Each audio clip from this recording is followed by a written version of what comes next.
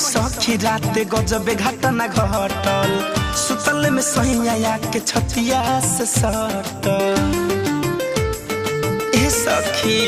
हाँ का कही सखी रात गजबे घटना घटल सुतल में सैया के छतिया से सटल हय सर भइल पूरा इंजन झनझना गौए हयाइल प्यारे वाला बारी जब खुलल मोर सारी धके चरा लुका गौए हयाइल प्यारे वाला बारी जब खुलल मोर सारी धके चरा लुका गौए ए सखी खा बताई अपना दिल के दर्द मना कबो न धके सुतता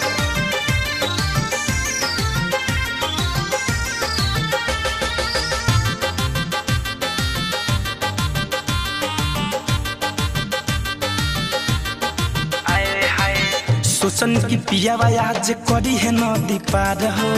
झटक में सूत गइल टंगरी पसार हो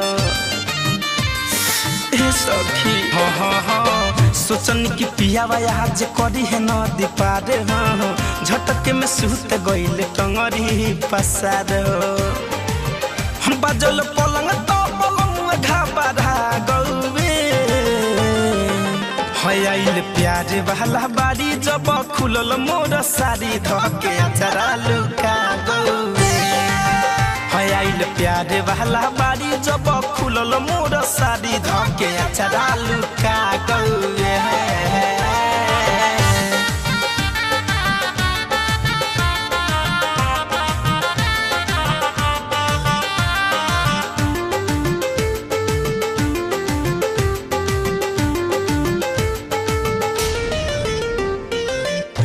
से बदहन होता अपने से सुन हो